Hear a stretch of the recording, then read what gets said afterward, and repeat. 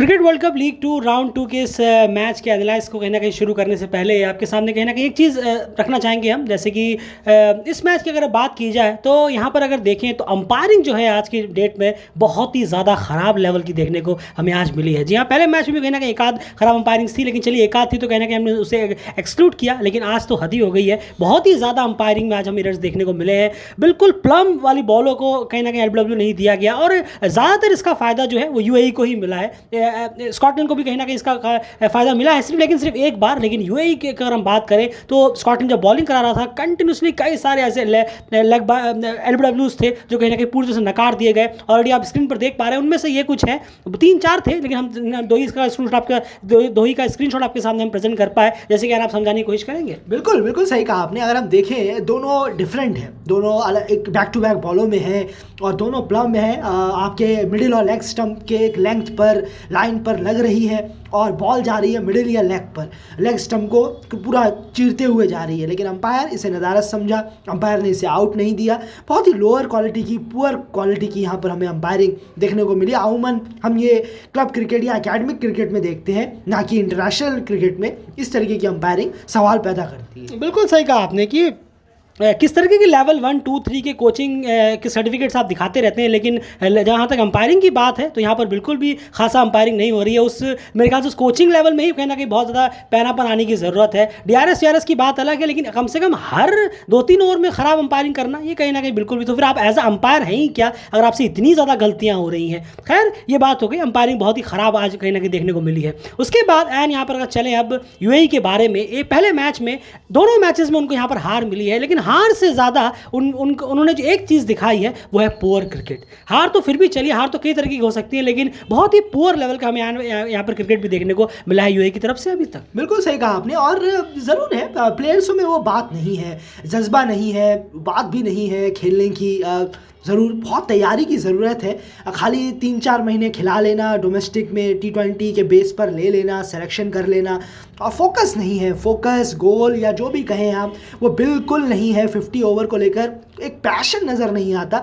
खेल रहे हैं, आ रहे हैं, फीस मिल रही है, अकाउंट में चढ़ रहा है, बस हो गया, पसीना निकल रहा है तो निकल रहा है, इतना ही काफ़ी है। लेकिन एक्स्ट्रा और एक्स्ट्रा 50 ओवर के लिए चाहिए, वो कहीं किसी में भी नज़र आ नहीं रहा। 50 ओवर के प्लेयर तो कहीं से भी नज़र नहीं आ रहा। बिल्कुल सही कहा आपने, वो इंटेंट, वो बॉडी लैंग्वेज दिखता ही नहीं है ग्राउंड पे। अगर आपने दोनों मैचेस में फॉलो किया होगा, ऐसा लग रहा है कि ये पूरी की पूरी टीम कहीं और है और ये लोग सिर्फ फिजिकली यहाँ पर प्रेजेंट नजर आते हैं। T20 के टूर्नामेंट से 50 ओवर के टूर्नामेंट्स में डिसाइड किया जा रहा है कि इन्हें यहाँ पर लेना चाहिए, नहीं लेना चाहिए। अचानक से जिन प्लेयर्स के साथ वो जा रहे थे उन प्लेयर्स में से आधे प्लेयर्स को उन्होंने उड़ा दिया। अली नासिर का कोई अता पता नहीं है, आर्यन शर्मा को उन्होंने वेस्ट इंडीज के खिलाफ उतार दिया और इस सीरीज में बाहर कर दिया। तो समझ से परे क्या जवादुल्ला तो चलिए इंजर्ड है, लेकिन उसके अलावा कुछ प्लेयर्स का समझ नहीं आया कि किस तरह से, और जो प्लेयर्स हैं उनका खेलने का तरीका भी ऐसा लग रहा है कि वो अभी भी आयल T20 लीग ही खेल रहे हैं और उससे निकले नहीं है। यहाँ तक कि वो भी T20 फॉर्मेट था, लेकिन यहाँ तो ये ऐसा समझकर खेल रहे थे जैसे वो टेस्ट मैच का दर्जा उन्हें ऑलरेडी यहाँ पर मिल चुका है। एंड चलिए अब मैच में जरा घुसते हैं, फेस बाय फेस का हाल बताइए। बिल्कुल, 1 से 10 ओवर की बात करें तो यूएई ने 38 रन बनाए 2 विकेट के नुकसान पर, वहीं स्कॉटलैंड ने 67 रन बनाए 1 विकेट के नुकसान पर। बहुत बड़े मार्जिन से यूएई को रन डाला पहले फेस में। 11 से 40 ओवर की बात करें दूसरे फेस की तो यूएई ने 82 रन 5 विकेट के नुकसान पर बनाए, वहीं स्कॉटलैंड ने 70 रन इस फेस पे बनाए मिड फेस में 11 से 40 में, और 1 विकेट का नुकसान हुआ, वो मैच भी ले गए। वहीं यूएई ने 41 से 50 ओवर में यानी कि डेथ फेस में 12 रन बनाए और 3 विकेट का नुकसान हुआ, और स्कॉटलैंड सारा फेस, सारा मैच समेट कर ले गया। बिल्कुल, तो ये कहीं ना कहीं फेस बाय फेस का हाल था। बहुत ही डोमिनेटिंग तरीके से हर फेस में यहाँ पर स्कॉटलैंड ने जो है वो मात दी है। खैर अब यहाँ पर अगर बात की जाए नेक्स्ट सेक्शन की, चलिए बात करते हैं यूएई के बैट्समैनों के बारे में। और यूएई का जो बैटिंग कार्ड है, आप यहाँ पर फिलहाल ओपनर से मिडिल ऑर्डर तक के सारे बैट्समैन को यहाँ पर देखिए, आप देख रहे होंगे ऑलरेडी यहाँ पर, तो रन्स की जो सूखा है वो क्लियर ही नजर आएगा आपको। वृत्या अरविंद कौन सा क्रिकेट खेल रहे थे वो समझ नहीं आया, वो अमूमन यही क्रिकेट खेलते हैं। 61 गेंदों में 26 रन, हैरानी नहीं हुई क्योंकि वृत्या अरविंद की लास्ट 15 इनिंग भी आप उठाएंगे तो ऐसा ही आपको स्ट्राइक रेट देखने को मिलेगा। वो टीम में क्या करते हैं इस स्ट्राइक रेट के साथ वो समझ नहीं आया, और आज तो ओपनिंग करने भी आए थे। अलीशन शराफू यहाँ पर एड ऑन हुए, लेकिन सिर्फ 14 रन बनाकर स्टंपिंग के शिकार यहाँ पर हो गए। आसिफ खान, जैसे हमने पहले भी कहा है हमारे एनालिसिस में, आसिफ खान मिडिल ऑर्डर में बिल्कुल भी सूट नहीं करते। वो मिडिल ऑर्डर के प्लेयर ही नहीं है। उन्हें ज़बरदस्ती वहाँ पर खिलाकर ये उनके अंदर ये डालने की कोशिश करेंगे, नहीं आप मिडिल ऑर्डर के ही प्लेयर हैं, आपको वहीं खेलना पड़ेगा। वो बिल्कुल भी नहीं है। उन्हें आप नीचे भेजना चाहिए, उन्हें मिडिल ऑर्डर में किसी और बैट्समैन को भेजना चाहिए। राहुल को खिलाया गया 5 रन पर, वो भी आउट हो गया। आन अफजल खान ने कुछ थोड़ी कोशिश ज़रूर की, 45 रन उन्होंने नॉट आउट किए 70 रन में। सबसे बड़ी बात, पूरी की पूरी बैटिंग कार्ड को अगर आप देखें, उसके बाद आप लोअर ऑर्डर का भी स्कोर आप देख पा रहे होंगे। सबसे बड़ी बात एक चीज़ है, 100 बातों की एक बात, कि आयन पूरी तरह से इंटेंट जो है रन्स करने का वो गायब नजर आया। पहले मैच में ज़बरदस्ती इतना स्लोइश खेलना, पहले मैच में जो टीम 194 पहुंची थी पहले बैटिंग करते हुए, वो अब इसमें और ज़्यादा हद पार कर दी और मैच 134 पे ढेर हो गई। बिल्कुल सही कहा आपने। और शॉट भी देखेंगे आप, अलीशान शराफू का आगे बढ़ के आ रहे हैं, बेतुका शॉट है। आसिफ खान का जब बच चुके हैं आप, अंपायर आपको खुला सपोर्ट कर रहे हैं, उसके बावजूद आप इतना घटिया शॉट खेल रहे हैं, उड़ाकर मार रहे हैं और थर्ड मैन की तरफ आसानी से कैच। राहुल चोपड़ा एलबीडब्ल्यू हुए, वृत्या अरविंद जो है स्लोअर बॉल पे फंस गए। यहाँ पर ड्राइव लगाने जा रहे थे, उनको अंदाज़ा ही नहीं हुआ कि स्लोअर बॉल थी और वो फंस गए। लेकिन एक चीज़ ज़रूर है, अयान जो है वो रन्स करने की कोशिश ज़रूर कर रहे हैं। उनके बल्लों से जो एक हम कहते थे कि उन्हें बैटिंग से थोड़ा अच्छा होना होगा, वो ज़रूर कोशिश दिखा है। नहीं, बिल्कुल कुछ रन्स उनके बल्ले से निकल रहे हैं, उनके बैट से। यही एक पॉजिटिव है उनके लिए, ना कि टीम के लिए। पर्सनली उनके लिए ये बेनिफिशियल है। ऊपर आएंगे, ऊपर ऑर्डर में आकर कैसा करेंगे तो लगता तो नहीं है कि ऑल ऑफ अ सडन अच्छा करने लगेंगे, क्योंकि ऊपर की जिम्मेदारी बहुत हार्ड होती है, बहुत अलग होती है मिडिल ऑर्डर की। माफ़ कीजिएगा, दूसरे आपको क्या लगता है कि अगर आसिफ को रिप्लेस किया जाए आन अफजल खान से, जल्दबाजी होगी? अभी जल्दबाजी होगी। जहाँ है वहाँ रहने दें, और यही प्लेयर जो अभी हैं टीम में या जिनको नया लाया जाएगा उन्हीं के साथ ट्राई करें।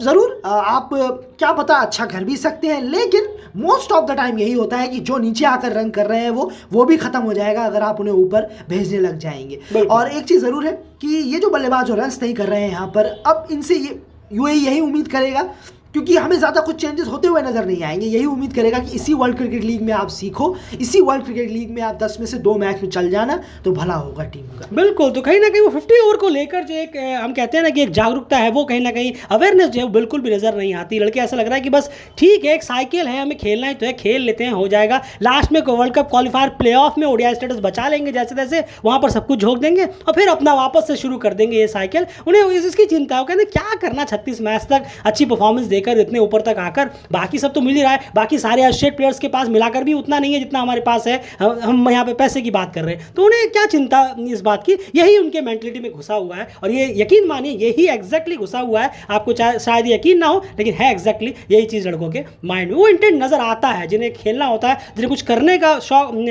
जो कुछ कर गुजरने के बारे में सोचते हैं, उनका इंटेंट अलग नज़र आता है। एंड बॉलिंग की बात की जाए यहाँ पर, सीधे मैं स्कॉटलैंड का बॉलिंग कार्ड आप ऑलरेडी देख पा रहे हैं कि किस तरीके का बॉलिंग कार्ड है, कितने कितने विकेट्स लिए हैं। यहाँ पर ब्रैड क्यूरी और स्कॉट क्यूरी जिन्होंने पिछले मैच में डेब्यू किया था, उन्होंने भी आज अच्छी बॉलिंग कराई। लेकिन ओवरऑल एंड मैं पाई चार्ट जानना चाहूँगा, बॉल हीट में आपसे आप समझाने की कोशिश करेंगे कि किन एरियाज़ में ब्रैड क्यूरी का जो स्पेल रहा है खास करके, उन्होंने किन एरियाज़ को टारगेट किया है। बिल्कुल एक्सीलेंट टारगेट किया है, गुड लेंथ और शॉर्ट लेंथ की बीच में आप देख रहे हैं, एक्सीलेंट वर्क किया है उन्होंने।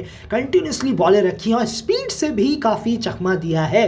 कीपर को बुलाकर, अमूमन हम देखते हैं कि स्पीड इतनी नहीं होती बॉलर्स की, लेकिन यहाँ मानना पड़ेगा जो ब्रैड क्यूरी है उनके पास स्पीड भी अच्छी है।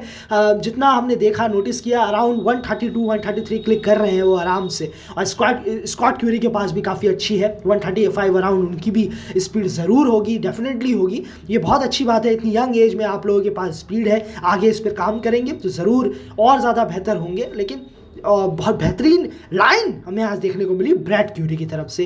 बैट्स और स्विंग हो रहा था बॉल, सबसे अच्छा लगा देखकर ब्रैड क्यूरी जो लेफ्ट आर्म मीडियम पेसर हैं, कि उनकी स्विंग हो रही थी बॉल स्टार्टिंग के 15-16 ओवर तक। जब तक वो थे बॉल मूव कर रही थी, इन आउट राइट, माफ कीजिएगा, आउट लेफ्टियों के लिए और इन राइटियों के लिए। बिल्कुल सही कहा, और ये सबसे इंपॉर्टेंट, जबकि कंडीशंस थे वो इतने ज़्यादा फेवरेबल नहीं थे कि नई बॉल थी, चलिए सुबह का वक्त था, लेकिन फिर भी एक चटक धूप थी, उसमें उन्होंने जो स्विंग कराई है नई बॉल से, वो देखकर बहुत अच्छा लगा कि नई बॉल से फाइनली उन्हें स्विंग मिला, क्योंकि बहुत ही कम बॉलर्स निकालने में कामयाब हो रहे हैं स्टेट्स में अगर हम देखें तो। ये कहीं ना कहीं बॉलिंग खाल रहा है, बहुत ही बेहतरीन बॉलिंग रही है सर की जैसे। लेकिन हम फिर एक चीज़ और कहेंगे कि इतनी बेहतरीन बॉलिंग से ज़्यादा यूएई का जो है वो बहुत ज़्यादा डिफेंसिव अप्रोच रहा है। ब्रैडली क्यूरी को कहीं ना कहीं उन्हें बहुत दिक्कत हो रही थी खेलने में, लेकिन बाकी सबको तो वो ऐसे खेल रहे थे जैसे मान के चलिए कि वो पर्थ पे खेल रहे हो या फिर कोई अनप्लेबल डिलीवरीज डाल रहा हो, इतना भी कठिनाई नहीं थी। यूएई ने ज़्यादा यहाँ पर कठिनाई बनाई है। क्या कहेंगे आप? ये तभी होता है जब आप तरीका भूल जाते हैं खेलने का। ये तरीका आपको जब नहीं मालूम है प्लेयर्स को कैसे खेलना है, पैर कैसे निकालना है, जब एंगल से बॉल आ रही हो, आर्म बॉल आ रही हो मार्कवार्ड और क्रिस ग्रीव्स की, गुगली का इस्तेमाल जब क्रिस एक लेग स्पिनर ज़्यादा करने लगे, तब हमें कैसे बैटिंग करनी है, ये सब चीज़ें बिल्कुल मिस आउट थी आज यूएई की बैटिंग में। वरना अगर उन्हें इसका अंदाज़ा होता, और ये नए प्लेयरों के अंदर इतना अंदाज़ा नहीं होता जो T20 में ज़्यादा फोकस करते हैं, अगर ये नए होते लेकिन 3-4 साल 5 साल डोमेस्टिक रगड़ कर आते तब इन्हें मालूम होता, ना कि T20। बिल्कुल सही कहा आपने। और यहाँ पर कहीं ना कहीं एंड कमेंट्री में भी आप कह रहे थे कि कमेंट्री में जो एक सर थे उन्होंने कहीं ना कहीं इस बारे में कहा कि बहुत ज़्यादा जो लड़के हैं वो T20 के अंदर इन्वॉल्व होते नजर आ रहे हैं। डोमेस्टिक जो है उनका 50 ओवर का थोड़ा सा T20 से उन्हें हटाकर उन्हें 50 ओवर का डोमेस्टिक प्रोवाइड कराना चाहिए, 50 ओवर में उन्हें ढालना चाहिए। क्या कहेंगे आप उनके बारे में? बिल्कुल, और 50 ओवर का नहीं है, लॉन्गर फॉर्मेट्स का, डेज क्रिकेट का नहीं है यूएई में कोई भी स्ट्रक्चर, कोई भी एक उसको लेकर लगन, कोई प्यार, कोई नहीं है। T50 करा दिया, हो गया काम तमाम। बिल्कुल सही, सब बिजी है। और यूएई तो खैर अभी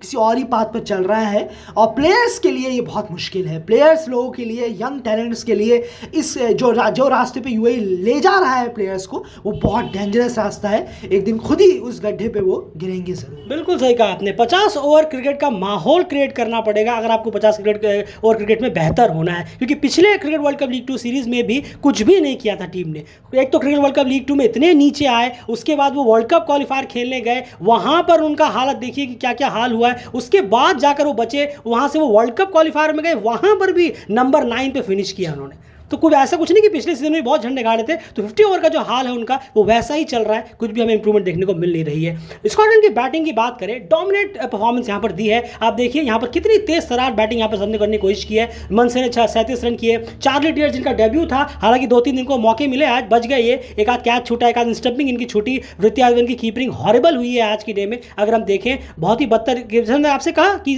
प्लेयर 11 है यहाँ, लेकिन इनका माइंड कहीं और है। ब्रेंडन मैकमिलन 39 कर आउट हुए, और बाद में कुछ काम रिची बेल्टन ने यहां पर कंप्लीट कर दिया। तो रन्स में ज्यादा कुछ दिक्कत नहीं हुई। और सीधा चलते हैं एंड बॉलिंग की तरफ। बॉलिंग में बैटिंग की हमने बात कर ली, 134 रन थे, कुछ तो फाइट देखने को मिलती, नदारत थी। क्या लगा बॉलिंग में, कहाँ कमी रहेगी? बिल्कुल, और ये बॉलिंग में बहुत कहना होगा, कोई इतने खासे बॉलर है नहीं। जहूर खान ही थोड़ा कोशिश कर रहे थे, 3 ओवर में 6 रन, लेकिन आज इंटेंट जो था मनसे का और ब्रैंडन मैकमिलन का वो अलग ही देखने को मिला, ताबड़तोड़, जिसकी वजह से अटैक किया। बिल्कुल बहुत अटैक किया है। पिच बहुत अच्छी थी, बहुत अच्छी पिच है, पिच में कोई कमी नहीं है, इंटेंट में कमी है प्लेयर्स की अगर हम बात करें।